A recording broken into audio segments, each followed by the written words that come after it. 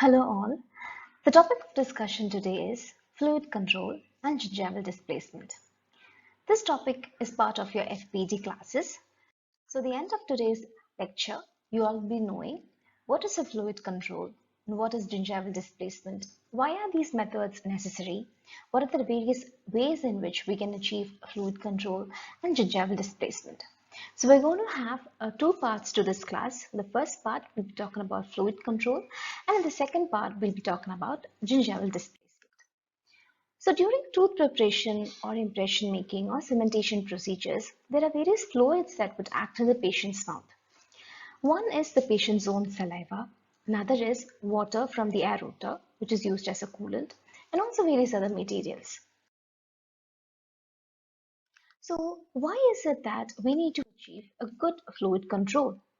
Fluid control is needed because we need to have increased patient comfort. It also enhances the operator visibility and also to create optimum benefits of doing a good impression and cementation procedure. The objectives of fluid control include it's primarily to remove the fluids, isolate and retract the oral tissues, enhance the operator visibility and the patient comfort during these procedures, prevent any injury to the patient's oral tissues, prevent any aspiration of fluids along with the restorative debris, and also to have a good dry operating field. Now, there are different methods in which fluid control can be achieved. Some methods you guys already must be knowing. First is a rubber dam, cotton roll, a high volume suction, a low volume suction, a Svedopter, Antisialogogues, and local anesthetics. Now this is a material that all of you will be definitely be aware of. This is a rubber dam. Now rubber dam is used to isolate the tooth during restorative procedures. Now some authors indicate that its use is also needed in impression and cementation of indirect restorations. However, when used with polyvinyl siloxane, we need to remember that the rubber may create some inhibition of the polymerization.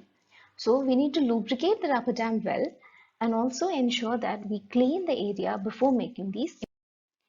Another thing is a cotton roll.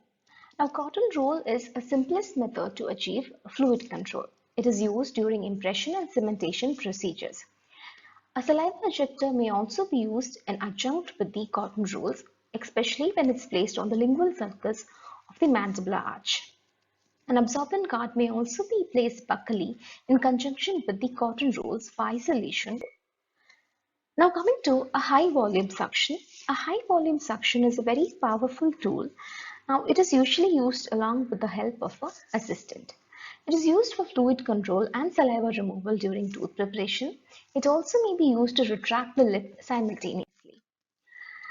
There is also a low vacuum suction, also called as a saliva ejector.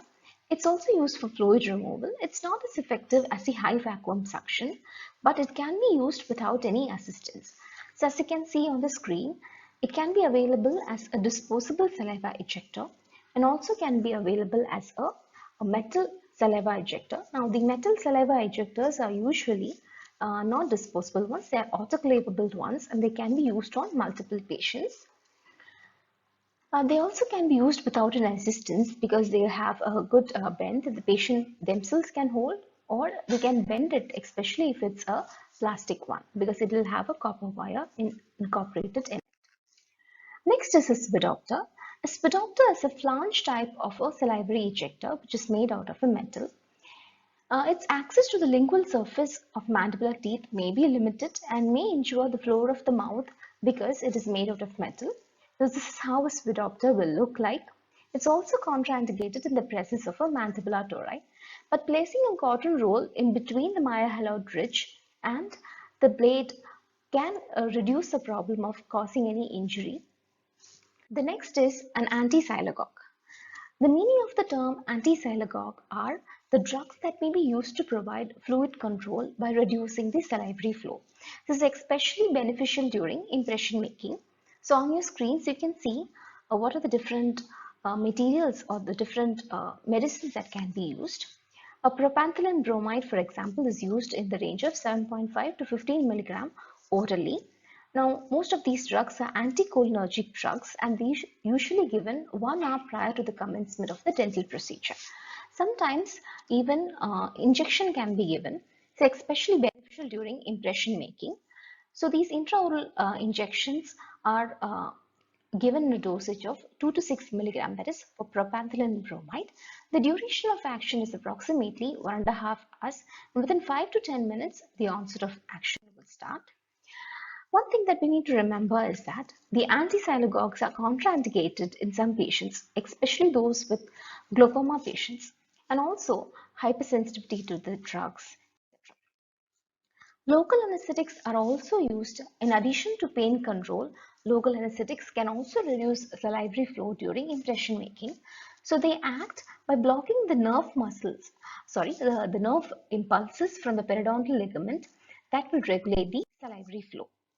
Now we are going to be talking about the next part of the lecture, which is on gingival displacement. So now we can see two pictures on the slide. The first slide shows without proper finish line exposure, and the second one shows with proper finish line exposure. So now we can make out how gingival displacement is very important when doing an impression procedure or cementation procedure or a tooth preparation procedure. Now, gingival displacement, according to GPT-8, is the deflection of a marginal gingiva away from the tooth. Another name for gingival displacement is gingival retraction or tissue dilatation. The indications of gingival retraction is to provide adequate reproduction of the finish lines, to duplicate the subgingival margins, to provide the best possible condition for the impression material, that is also fluid control, and also to fabricate accurate restorations, thereby preventing any periodontal diseases. The objectives are that we need to expose the prepared finish line and also control the GCF, evaluate the depth and the uniformity of the finish line, allow refinement of the finish line without any laceration of the soft tissues, and also provide access for the impression materials to record the accurately finished gingival margins. We also need to obtain an accurate marginal fit for the crowns that we're going to prepare. Now, what are the different methods of gingival retraction? They can be broadly classified into two types. One is a non-surgical type, another is a surgical method. In the non-surgical method, they can be again three types: mechanical, chemical, mechanochemical, or a surgical. The fourth type, surgical, can be again classified into two types. One is electrosurgery, another is use of curettage methods, another is use of a laser. Coming to the first method, which is a mechanical method called as use of a copper band. Now, a copper band displaces the gingiva physically. So, purely physical displacement of a gingiva is done. Now, this is not used routinely these days. So, earlier days it was used and it was indicated with multiple abutment. So, as you can see on this picture, the disadvantage is that it can cause injury to the gingiva and also the retraction is minimal. So this is how a copper band will look like. So after we check it, the fit on the patient's prepared tooth, we would contour it accordingly, and then it is fit onto the impression surface before we make the impression. So it will just displace the gingiva physically. The next method is a rubber dam. So rubber dam we have already seen before. It's especially useful whenever we have supragingival or equigingival margins. Not much useful when we have a subgingival margin. It is used when there is a limited number of teeth in one quadrant that are being restored. So the clamp should be blocked out and additional silicones should be avoided as the rubber interferes with its polymerization. The next method is use of a cotton thread. Even plain cotton threads can be used to provide mechanical gingival displacement. This is also a very purely physical method. There is no hemostasis that is achieved. It is very less frequently used. Another method that is recently developed is called as magic foam. Now, magic foam is an important term that you all must remember. Now, magic foam consists of two parts. One is a compricap, another is a magic foam coat. A compricap is a hollow cotton and a magic foam coat is a polyvinyl siloxane material. Now what we do is, firstly, we inject the polyvinyl siloxane material into the gingival sulcus and then give the compricap, that is the hollow cotton, to the patient and ask them to bite. So once this is done, the gingival displacement is achieved. So remember the term magic foam. It is only a mechanical method, and the material that it consists of it is polyvinyl siloxane material. The advantages of using magic foam is that it's easy to use with less trauma. The disadvantage is that it will not give a very good retraction. Hemostasis also has to be achieved prior because only a physical displacement is achieved. The next method is a chemical method. In mechanico-chemical methods, what we do is we use both the mechanical methods as well as the chemical methods. So a displacement or retraction cord is used for the mechanical method. Along with it, a chemical that is also used for astringent action. Apart from astringent action, some chemicals also have hemostatic actions. These are useful before the impressions being made. The cord displaces the gingival tissue both laterally and vertically. The ideal requirements of a cord is that they should be dark in color, and usually they are never red because we need to distinguish it between blood. It also should be made out of absorbent material that is strong to resist any displacement, and different diameters must be available to accommodate the varying morphologies of gingival sulcus of different patients.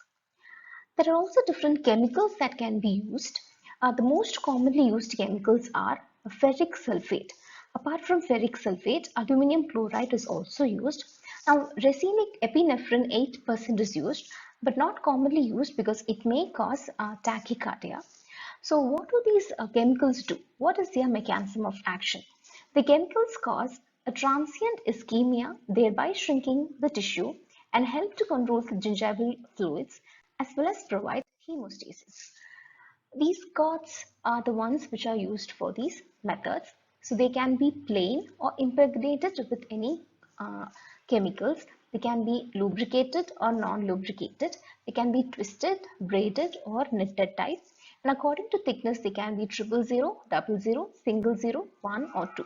Now 000 is usually the smallest one. So if you can see on this pack over here. So we got to open this up and you'll be getting a thread like this. So this is your gingival retraction cord. And just have to close it and remove, and you will be able to get the gingival retraction cord. Now the gingival retraction cord can be placed with the help of a instrument called as a cord packer. Now this is how a cord packer will look like. Now cord packer is very similar to a composite instrument.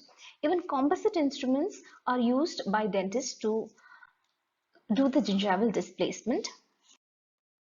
So this cord packer, this complete name is a Fisher's cord packer or Fisher's gingival retraction cord packer. It should be very thin so that it will not create any damage to the gingiva, and it will also be at an angle of usually 15 to 20 degree. So it can be smoothly placed around the teeth. There can be different types. The one that I showed you all is a flat blade type. Okay, so this is how they will look like. A flat blade type. Apart from being flat, they also can be round, as you can see in these pictures over here. They can be serrated or smooth. The thing with using a serrated one is that it is used to enhance the grip of the instrument on the gingival retraction cord. So there can be two methods. One is a single cord method, another is a double cord method. So in a single cord method, which is the most commonly used, what we do is we take a little bit of the gingival retraction cord that is needed, and then we place it on the patient's lingual sulcus. So firstly, it's on the mesial part, the mesial papilla, that the gingival retraction cord is placed. So a mesial papilla is the one which is usually very thick. Then it is rung around buccally, distally, and finally to the lingual sulcus. So these are the different methods in which the gingival retraction cord can be placed. So this is the diagram that would indicate the different methods in which the gingival retraction is done. So firstly, we cut the amount of required gingival retraction. Then we place it in a hemostatic agent or an astringent agent. And then we place it on the tooth. And then we ring it around the tooth. And then with the help of a cord packer, we will place the single cord technique. Another is called as a double cord technique. So what happens in a double cord technique is that it's usually indicated when making impressions of multiple prepared teeth, and also when the tissue health is slightly compromised with more than normal bleeding expected. Usually a smaller diameter cord is placed first. Now 000 is the smallest diameter of the cord. Now this example which I showed you, 000, this is the smallest one and 2 will be a bigger size. So the smaller diameter cord is usually placed in the sulcus first, and the ends of this cord is cut so that they are in the sulcus. And this cord is left in place during the impression making. Then a larger diameter cord is placed second, and that one is removed just before we do the impressions. So once this is done, the impression is made and the impression is removed from the patient's mouth, and then the smaller diameter cord that is recorded onto the impression surface is removed physically. Now, a recent development is that of a retraction achieved by using only chemicals. An example for this is called as Expasil. Expasil consists of an aluminum chloride containing paste which is injected into the sulcus prior to the impression making. So as you can see in this video over here, the Expasil material that contains the aluminum chloride is injected into the gingival sulcus. So once it is injected into the gingival sulcus, through a chemical mechanism, it will displace the gingiva. So now we can see very well in the video itself that the displacement is trying to be achieved by injecting this material. So on the first tooth they have done, on the same manner, in the second tooth as well, they are doing it. For 3 to 4 minutes, they are going to wait and then they are going to wash it off. So after doing this procedure, let's see what they are doing. So it's very well cleanly washed off. So once it is washed off, you can see that they'll be able to do a good impression. Now this technique is well suited for use with reversible hydrocolloid impression materials. It has to be remembered that only healthy gingiva is selected to avoid any tissue shrinkage. Now this tissue can also be used when there is absence of bleeding upon probing, the sulcus depth is less than 3 mm, and also there is presence of adequate keratinized gingiva. The next method is called as the electrosurgery method. So in the electrosurgery method, what happens is this has an electrosurgical unit and it produces controlled tissue destruction. An unmodulated alternating current is recommended for the gingival displacement. So we'll see what are the indications and the contraindications of electrosurgery. The indication is that we need to achieve good hemostasis of a gingivectomy or crown lengthening procedures. However, it is contraindicated in patients with cardiac pacemakers and also patients with delayed healing, such as those that undergo radiotherapy. When the gingiva is too thin, we do not use electrosurgery, and also it is not used with a metal instrument because it can create any electric shock. It is also not used in the presence of any flammable agent. So what is usually done is that it consists of 4 parts: electric unit, handpiece, electrodes, and a grounding plate. Now what happens is, firstly, when we place it on the tooth, the width of the gingival sulcus is enlarged by creating a trough around the finish line. Now this will allow greater visibility and impressioning of the finish line. But the height of the sulcus is never reduced. It must move at a 7 mm per second speed to prevent any lateral heat penetration. So the movement of direction is firstly from the lingual surface, then on the buccal surface, then on the mesial surface, and finally on the distal surface. So we do not go as a round when we do an electrosurgery because this may create increased heat production. So firstly lingual, then the buccal, then the mesial, and finally the distal surface. So only for 5 seconds, simple strokes have to be given. So they should not be placed for more than 5 seconds. Also, with every stroke, we have to take the electrosurgery unit out. We need to just clean it with a cotton before we do the next uh, stroke, because sometimes the debris may be stuck to the unit. Soft tissue lasers also can be used. So as you can see in this picture here, they're also used for gingival displacement. They're very similar to how we do an electrosurgery. So instead of a electrosurgical unit, a laser unit is used. Now, to summarize, what we have gone through today is fluid control and gingival displacement. Now, before we come to the last slide that is on the conclusion, I want you all to remember and recap what we went through. So in fluid control, we saw different methods. These include the rubber dams, cotton rolls, Svedopters, local anesthetics, Antisialogogues. From the gingival displacement, we saw many methods such as the non-surgical methods, that is the mechanical, chemical, and mechanochemical, as well as the surgical methods, that is the lasers and also electrosurgeries. So we need to know that all these methods are relatively simple and effective to use. So before we do an impression procedure, it's necessary that we achieve an optimum gingival displacement. One of the most commonly used techniques is a gingival retraction cord along with a hemostatic medicament. So with this, we come to the conclusion of today's class. Thank you all for your patient listening.